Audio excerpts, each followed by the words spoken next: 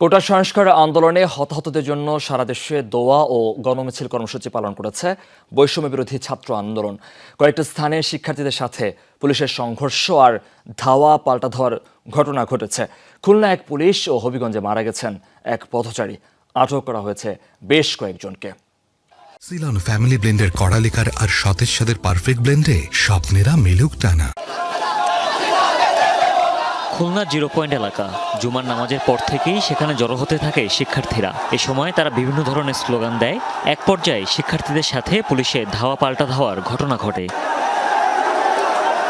দুপুরে নগরীর শিববাড়ি মোড় থেকে মিছিল বের করে শিক্ষার্থীরা, কিন্তু খুলনা বিশ্ববিদ্যালয়ের প্রধান ফটক পার হতেই পুলিশের বাধার মুখে পড়ে। বাধা সংঘর্ষ, নিক্ষেপ করা হয় টিয়ার শেল, আগুন দেয়া হয়েছে পুলিশের গাড়িতেও। সংঘর্ষে নিহত হয়েছেন কনস্টেবল সুমন ঘোরামি। কনস্টেবল সুমন আমাদের এক এএসপির বডিগার্ড, তাকে তাৎক্ষণিকভাবে এত গুরুতর আঘাত করেছে, তার মাথার একদম ইন্টারনাল ইনজুরি হয়ে গেছে এবং স্কাল ভেঙে গেছে।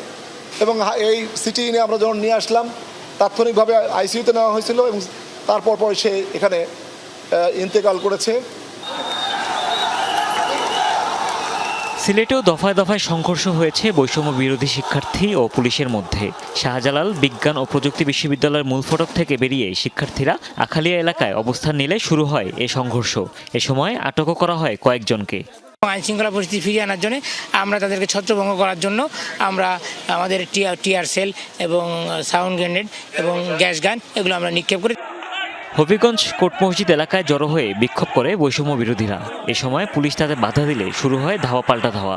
এদিকে জেলা আওয়ামী লীগের কার্যালয়ে আগুন দিয়েছে একটি পক্ষ। এদিকে সহিংসতা চলাকালে হবিগঞ্জে একজনের মৃত্যুর খবর পাওয়া গেছে।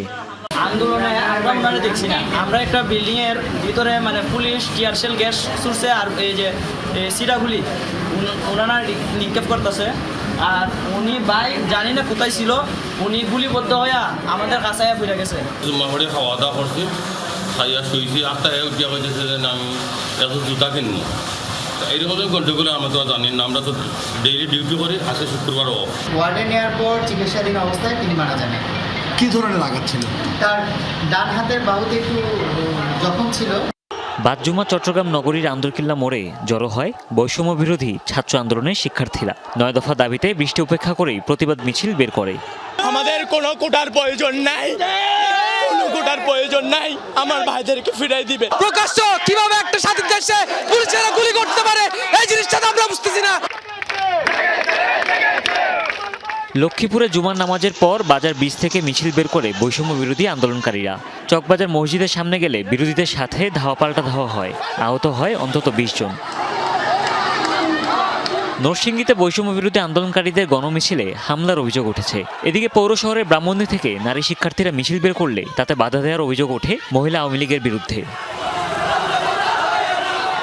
এদিকে ঢাকা টাঙ্গাইল মহাসড়ক আধ ঘন্টার মতো অবরোধ করে বিক্ষোভ করেছে বৈষম্য বিরোধী শিক্ষার্থীরা। এ সময় যান চলাচল বন্ধ হয়ে দুপাশেই সৃষ্টি হয় দীর্ঘ যানজটের। এছাড়া ফেনী, ভোলা, কুমিল্লা, কিশোরগঞ্জ সহ বিভিন্ন স্থানে গণমিছিল বের করে বৈষম্য বিরোধী আন্দোলনকারী শিক্ষার্থীরা। হুমায়ুন রশিদ, যমুনা নিউজ।